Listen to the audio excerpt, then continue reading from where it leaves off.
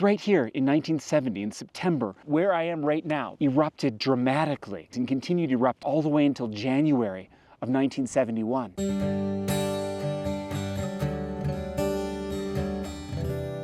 Hi, this is Quinlan, and today I'm here at one of my favorite volcano clusters in North Japan, what I consider to be one of the best, most overlooked intermediate level hikes. This is Akita Komagatake, or Akikoma for short. Last time I was here, it was actually February, and take a look at the views that you can get here in the wintertime. This is a stratovolcano that can be enjoyed all through the year. The plan is starting here, go up to the edge of the southern caldera, go around down into the center here, go up onto the northern one, Meidake, the most volcanically active one, then go up to the ridge of the southern caldera to the Odake summit, and then, if there's time, go down here into the northern caldera area up to the highest point, and then maybe back down like this, maybe tag Yakimori, and then loop down around here, back down. This hike begins with a stairway. Watch out, these sort of fake wooden planks that you see can be fairly slippery when wet.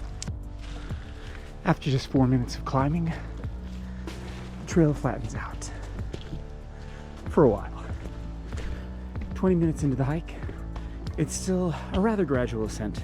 There will be some steep stairs before we get to the edge of the southern caldera. Listen to that bush warbler.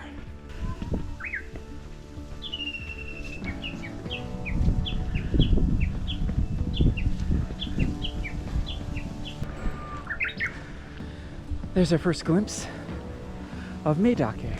And with that, we're off to get a closer look. Some people call this the Snake Road, because you do often see snakes crossing the trail or basking on or off the trail, so watch your step. Here you can really see the outline of the southern caldera. All this volcanic gravel. And later in the year, this will be full of these little things here, the komakusa, delicate little volcanic flowers that thrive in this volcanic gravel where not much else can live. Akita Komagatake is right on the border between Iwate and Akita prefectures here in northern Tohoku, which is an easy short drive from Morioka, where I live and guide from. And the area of Akita Komagatake consists of 5 main summits that you can hike to, and it's 2 large calderas, one to the north, the other to the south. Here you can see the edges of that southern caldera, and in the distance, Lake Tazo, which is Caldera Lake, of course. First large patch of snow, and there's no tracks from today, so looks like I'm the only one today coming this route.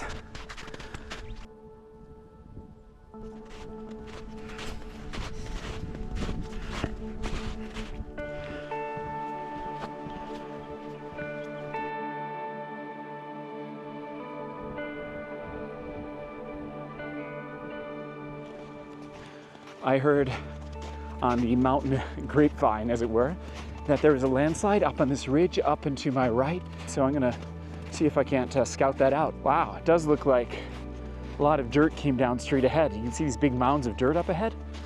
I guess everything came down there and forward here. Mountain landscape is always transforming. Yeah, that's quite different. Really wouldn't have wanted to be here when this happened. Look at all this.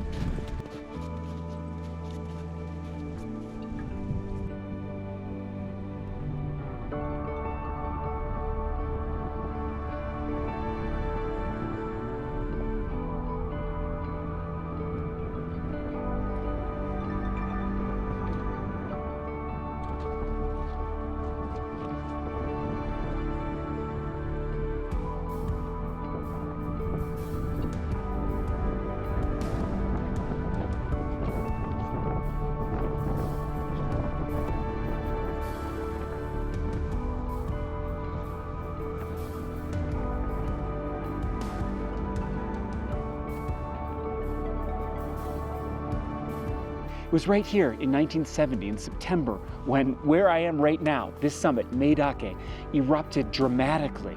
Apparently from Morioka, you could hear the explosion and see the lava shooting into the air like fireworks.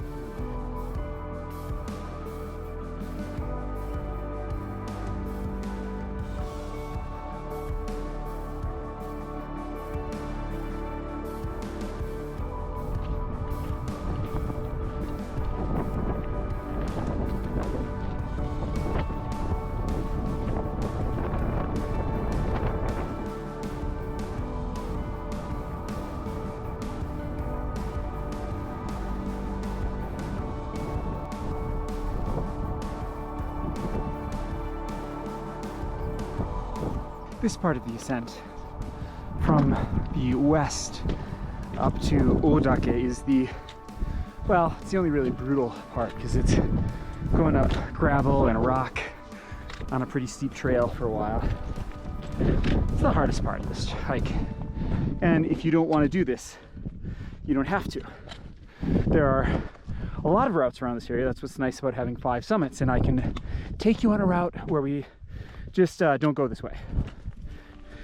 At the summit of Odake.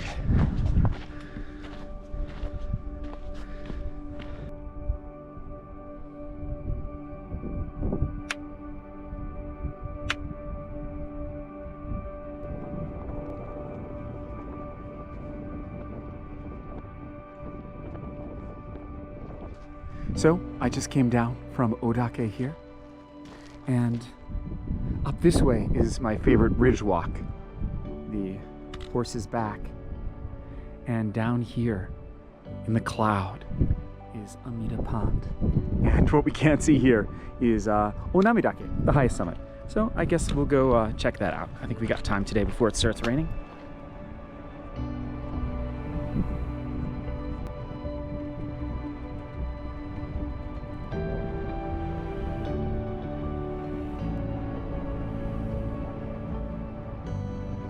You wouldn't guess that it's high noon with how dark it is here in the clouds. I can hear others on the other side of the lake, but I cannot see them.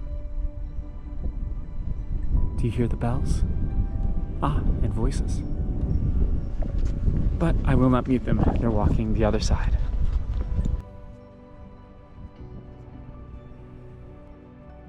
I'm just gonna zip up to say hello at Onamidake, the highest of these summits here.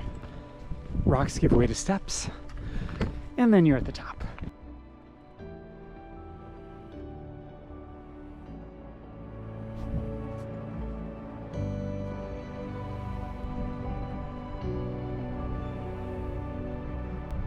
And just for a moment, the fog is lifted.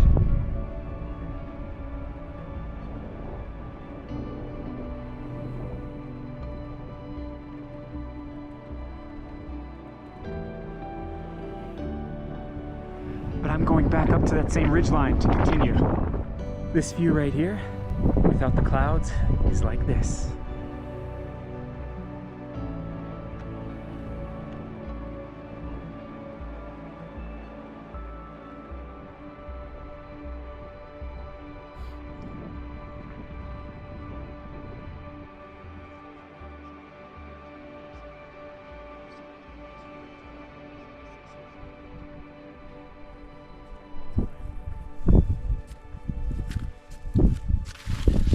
Beautiful, even in the mists. I mean, the blue skies are great, but yeah, I just can't get over the otherworldliness of this, at risk of sounding cliched. It really is ideal for me.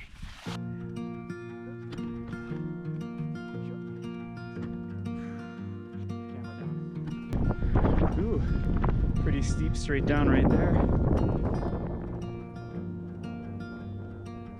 After a short walk through the woods, you open up into this barren volcanic area to the 5th and final of the main summits in Akita Komagatake, Yake Wori. There it is.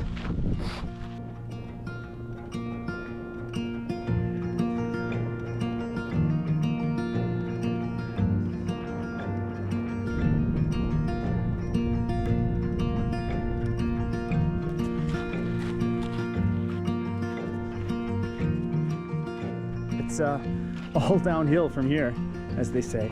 And it goes between this rocky trail with bushes on each side to being pure volcanic gravel.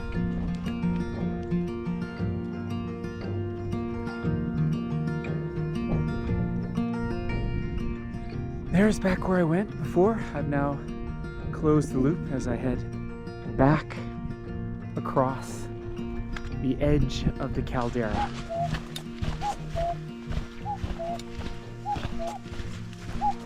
Akita Komagatake is actually famous for flowers. I personally love just the shape of the land, the fact that there are two different big calderas together there. Probably late May or early June, like now. Today, June 3rd, is as early as you want to hike it. Much earlier than this, and the residual snow makes it a little bit too sketchy. And then in the summer, of course, you've got all these flowers blooming, some that bloom in late June, early July, others in August. For example, the poisonous Torikabuto has beautiful purple blossoms in early August. And there are just countless other flowers. There's literally a few dozen varieties of alpine flowers here. And then the fall is also one of the more popular seasons because it just turns red and beautiful up here. I personally think I love the fall maybe even more than the late summer. Well, both are good. And then, of course, the winter time from probably from late December through early mid-March. You've got a separate route that you can take up from the Akita side that I always take on snowshoes or backcountry skis, and that area is just delicious fun and adventurous. And yeah, that's a little bit harder, and you're gonna want to have a lot of endurance to do that, but it's actually not that difficult, and if you know the right route to take, you can do it without any avalanche risk. But rain is forecast for any time now, and so I'm going to go the rest of the half hour, 40 minutes it'll take me to get back down to Kunimi Onsen, where I started. Thank you so much for watching, and I'll see you on the trails.